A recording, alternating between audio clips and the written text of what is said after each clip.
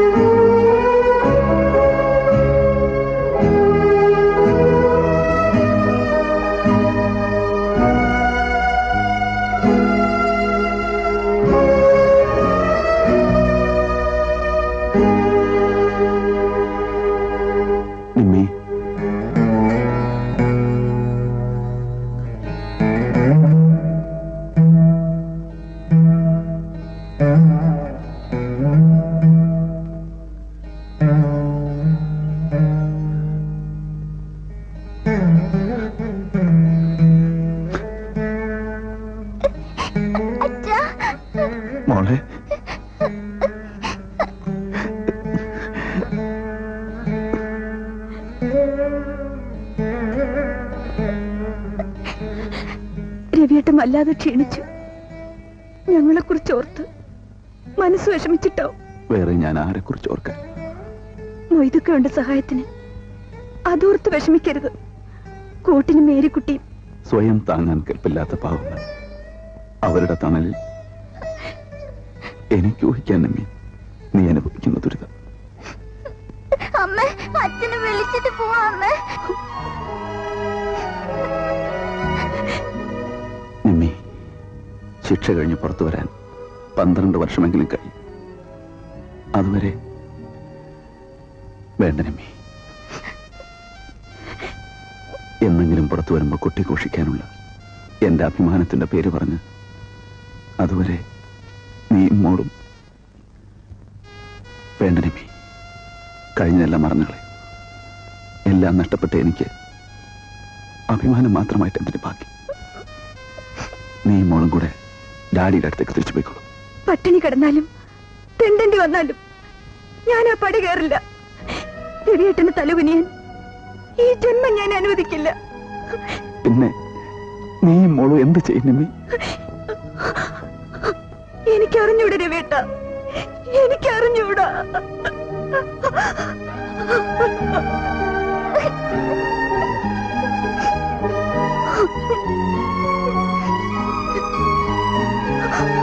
സമയം കഴിഞ്ഞു.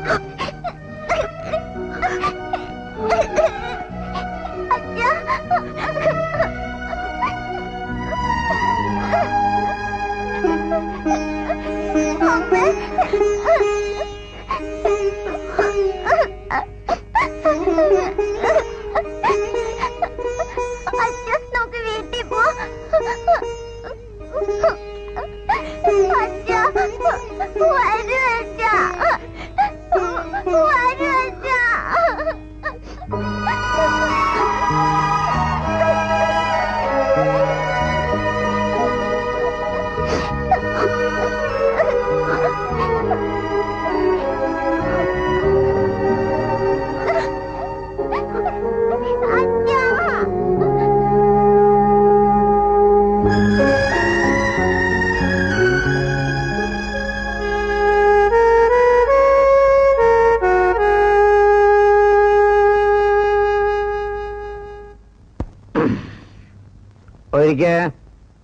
എനിക്ക് വയ്യ, ഇനി മതിയാക്ക്. ആരെ തോൽപ്പിക്കാനായി കുടി? പപ്പാ, ഉപദേശിക്കാൻ എന്ത് അവകാശമെന്ന് ചോദിച്ച് എന്നെ വേണേ 2 തല്ലിക്കോ. ഒന്നില്ലേലും സുഖമില്ലാത്ത ഒരാളല്ലേ. ഇനി മതി അങ്ങുന്നേ. എനിക്ക് എന്തെങ്കിലും വന്ന് ആർക്കടാ കുഴപ്പം? പിടിവാശി കാരണം അങ്ങുന്നിന്റെ കണ്ണ് കണ്ടുടാഞ്ഞിട്ടാ. കണ്ണു തുറന്ന് നോക്ക്. അങ്ങുന്നിനെ സ്നേഹിക്കുന്ന അങ്ങുന്നിന്റെ മോളെയും കാണാൻ കഴിയും. പപ്പാ, ഭർത്താവ് ജയിലിൽ, ചെലവിന് വഴിയില്ല. സർക്കാർ ക്വാർട്ടേഴ്സ് ഒഴിഞ്ഞു കൊടുത്ത് കുടിലിൽ പോയി താമസിക്കുന്നു. ഒരാളെ സ്നേഹിച്ചതിന് ഇത്രയും ശിക്ഷ പോരെ അങ്ങുന്നേ? എന്നെ ഭ്രാന്ത് പഠിപ്പിക്കാ. പോവാ. ഞാൻ പോവാ. പക്ഷേ അങ്ങുന്ന് ഇനിയെങ്കിലും കണ്ണു തുറക്കണം. ഇല്ലെങ്കിൽ ചിലപ്പോ വൈകി പോവും.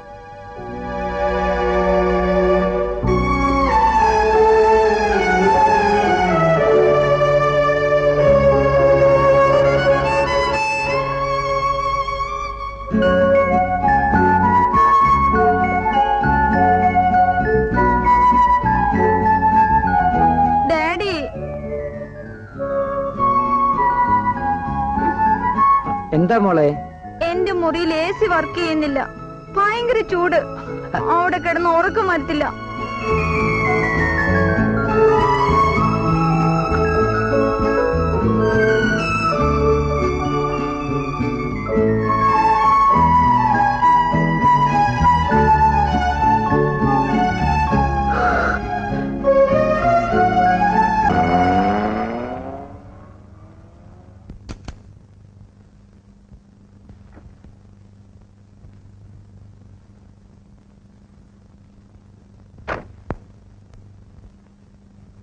ഇതാരാ?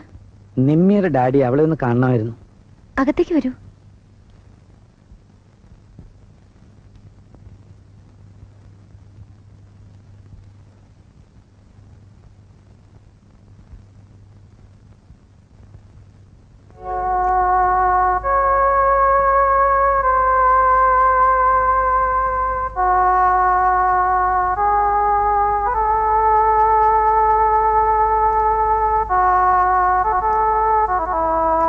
മോളെ,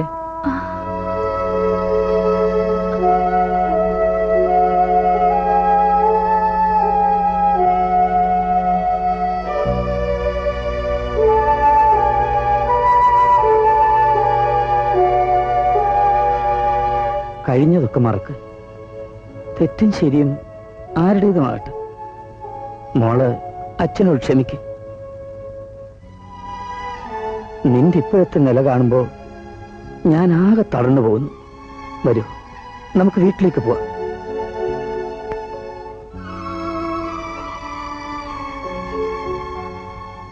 എന്നെങ്കിലും ഒരിക്കൽ ഡാഡി വരും, വിളിക്കും. ഞാനിത് കാത്തിരുന്ന ദിവസങ്ങളുണ്ടായിരുന്നു. അന്ന് രവിയേട്ടനെ മോളെയും കൂട്ടി വീട്ടിലേക്ക് കയറി വരണമെന്ന് സ്വപ്നം കണ്ടവളാണ് ഞാൻ. അതന്ന്. ഇന്നെന്റെ രവിയേട്ടൻ ജയിലിലാണ്. എല്ലാം അറിഞ്ഞുകൊണ്ടാ മോളെ ഞാൻ നിന്നെ തേടി വന്നത്. എന്തിന്? ആശ്രയമില്ലാതെ ഞാൻ തളർന്നു നിൽക്കുമ്പോൾ എനിക്ക് അഭയം തന്നു ഊറ്റം കൊള്ളാനോ? പ്രിയമോൾ ജനിച്ച വിവരം പറയാൻ രവിയേട്ടൻ കയറി വന്നപ്പോൾ, ഡാഡിയുടെ രോഗവിവരം അറിയാൻ ഓടിക്കിതച്ച് ഞാൻ വന്നപ്പോൾ, അമ്പലമുറ്റത്ത് വെച്ച് ഞങ്ങൾ ഒരുമിച്ച് ഡാഡിയെ കണ്ടപ്പോൾ, ഇല്ല ഡാഡി, അതൊന്നും എനിക്ക് മറക്കാനാവില്ല. മോളെ, ജയിലിലാണെങ്കിലും എന്റെ ഭർത്താവ് അഭിമാനിയാണ്. ആ അഭിമാനത്തിന് മുറിവേൽക്കാൻ ഞാൻ അനുവദിക്കില്ല. ആരോരും ഇല്ലാത്ത കൊച്ചു കുഞ്ഞിനെയും കൊണ്ട് നീ എവിടെ പോകും? പണവും പ്രതാപവും ഒന്നും ഇല്ലെങ്കിലും അതിനേക്കാൾ വലിയ ഹൃദയമുള്ള കുറെ പാവം മനുഷ്യരുണ്ട് ഇവിടെ. ഡാഡിയുടെ കൊട്ടാരത്തിലെ അഭയത്തെക്കാളും എനിക്ക് ആശ്വാസം ഈ കുടിലിലെ തണലാണ്. വാ മോളെ. മോളെ, എന്നോടൊപ്പം വരില്ലെങ്കിൽ വേണ്ട. ഈ കുഞ്ഞിനെ ഓർത്തെങ്കിലും നീ ഇത് സ്വീകരിക്കണം. എവിടെയായിരുന്നാലും നീ സന്തോഷമായിരിക്കും. ഡാഡിയുടെ ഒരു ചില്ലിക്കാശ് പോലും ഈ മോൾക്ക് വേണ്ട. ഇത് പറയാനുള്ള സ്നേഹം കാണിച്ചല്ലോ, അത് മതി.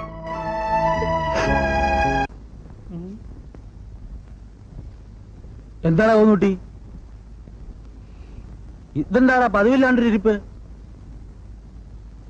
ആ പാടെ വാരിക്കൊഴിഞ്ഞ് ഏതാണ്ട് മുട്ടക്കച്ചവടത്തിൽ തട്ടം വന്ന കൂട്ട്. എന്താടാ മോനെ? ഒന്നും പറയണ്ടെന്ന് മൊയ്തുക്ക. ചക്കിന് വെച്ച് കൊക്കിന് കൊണ്ടെന്ന് പറയില്ലേ, ഏതാണ്ട് അതുപോലെ എന്റെ കാര്യം. ഇതുപോലൊരു പറ്റാനില്ല. നീ ചുറ്റി വളയാണ്ട് കാര്യം എന്താന്ന് തെളിച്ചു പറ മൊയ്തുക്ക. എന്റെ തൊട്ട അയൽവക്കത്തെ ലാസറിയായിട്ടൊരു മകനുണ്ട്, ഒരു കോളേജ് പോവാല്.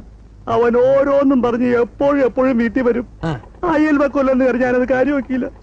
അവനൊന്ന് വന്നു വെച്ചിപ്പോ എന്താ എന്ന് തന്നെ ഞാനും കരുതിയേ. എന്റെ മൊയ്തുക്ക പുറത്തു പറയാൻ കൊള്ളുക. പെണ്ണില്ലേ കമലാക്ഷി, അവളുടെ അടുത്തായിരുന്നു അവന്റെ മിണ്ടലും പറിച്ചിലും ഒക്കെ. ദൈവത്താണ് അതിൽ എന്തെങ്കിലും ഉണ്ടെന്ന് എനിക്ക് തോന്നിയില്ല. പക്ഷെ അതിലുണ്ടായിരുന്നു മൊയ്തുക്ക. എന്തുണ്ടായിരുന്നു? അവൻ പെശക്. ഇന്നലെ ഫസ്റ്റ് ഷോക്ക് പോയതാ കമലാക്ഷി. ഷോ കഴിഞ്ഞപ്പം അവൾ അവനെ കൂട്ടി തീവണ്ടിക്കരി നാട് വിട്ടു. നേരോ? അല്ല പിന്നെ നുണ. മഹാമെനകട്ട് ഏർപ്പാടായി പോയി മൊയ്തുക്ക. ഒരുപാട് സ്ഥലത്ത് ഉണ്ടോ എന്ന് മണത്ത് നോക്കി മനുഷ്യനെ തമ്മിത്തല്ലിച്ച് നടന്നതല്ലേ, കണക്കായി പോയി. നിനക്കിത് വരണം. ശവത്തെ കുത്തല്ല മൊയ്തുക്ക. ഞാനിനി എങ്ങോട്ടും നോക്കുന്നില്ല. എനിക്കൊന്നും കാണേം വേണ്ട. സ്വന്തം മെയ്യെ തൊട്ടപ്പോ നൊമ്പര ഉണ്ടല്ലേ? വരട്ടെ. എന്താടാ സുലൈമാനെ? സുലൈഖാത്ത് ചങ്ങല പൊട്ടിച്ച് റോട്ടിലോട്ട് ഓടിപ്പോയി. കൂട്ടൊരു ലോറി വന്ന് ഇടിച്ചെന്നെ. എന്നിട്ട് ഇടിച്ച? അപ്പോഴേക്ക് അബ്ദുക്ക് ആമനമ്മയും കൂടി പിടിച്ച് തിരികെ കൊണ്ടുവന്നു. പിന്നെയും ചങ്ങല കിട്ടു. നല്ലോണം മുറുക്കിയിടാൻ പറ. അവൾ ഇനിയും ചങ്ങല പിടിച്ച് ഓടണ്ട. പോയാലത്തെ ദുരിതപ്പാട് അവക്കല്ല, ബാക്കിയുള്ളവർക്കാ. ഇത് പറയാനാ നീ ഓടി വന്നത്?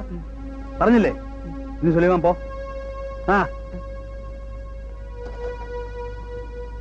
ഇത് തിന്നോ, ഇളയത്തിങ്ങളെ കാട്ടണ്ട. ആരാ മൊയ്തുക്കെ സുലേഖ? എന്റെ പെങ്ങളാ കോയിന്നോട്ടി. അവക്ക് പ്രാന്ത. നിങ്ങൾക്കിത് കേൾക്കുമ്പം ഒരു കൂസലില്ലോ മൊയ്തുക്ക? കൂസിയത് കൊണ്ട് എന്താ കോയിന്നോട്ടി കാര്യം? ദുരിതങ്ങൾക്ക് വല്ല കുറവുണ്ടാവോ?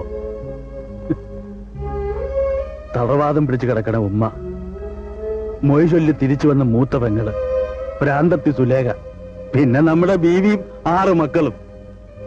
ദുരിതങ്ങള് നമുക്ക് പാരമ്പര്യമായിട്ട് കിട്ടിയ കുടുംബസ്വത്താ കോയിന്നോട്ടി. ആദ്യമൊക്കെ പേടി തോന്നുമായിരുന്നു, പിന്നെ പിന്നെ അവർ ശീലായി. ആ എന്നിട്ട് നിന്റെ പെണ്ണിന്റെ വിവരമൊന്നുമില്ല. നിനക്കൊന്നും പോയി അന്വേഷിച്ചൂടെ പറയാ? ഉള്ളി തീയരിയുമ്പം പുറമേ നോക്കി ചിരിക്കാനുള്ള ഈ മനസ്സ്. പോടാ, നമ്മുടെ ദുരിതം ബാക്കിയുള്ളവർക്ക് പങ്കിട്ട് എന്താ കാര്യം? 2 വട്ടം കരയണ നേരം കൊണ്ട് 1 വട്ടം ചിരിച്ച അത്ര ആയുസിന് നല്ലതാ. പോന്നിട്ട് പോ, ഇത്തിരി പണിയുണ്ട്.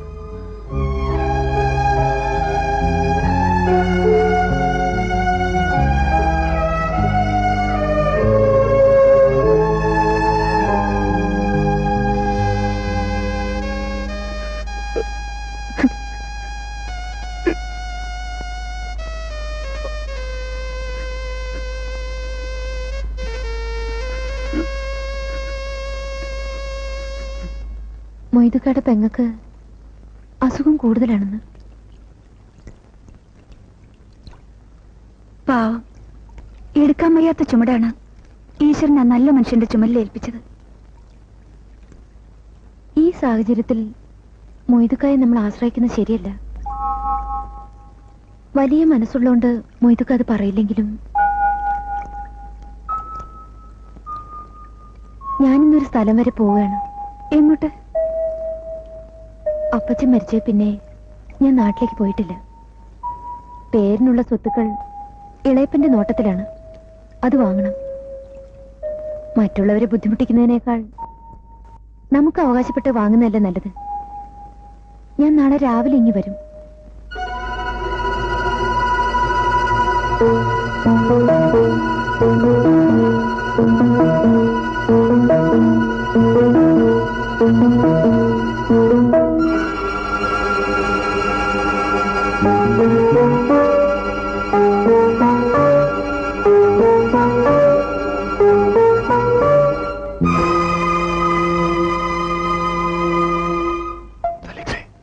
നീ ഇവിടെ നാട്ടിൽ വരുന്നോ നോക്കൂ. ശരി.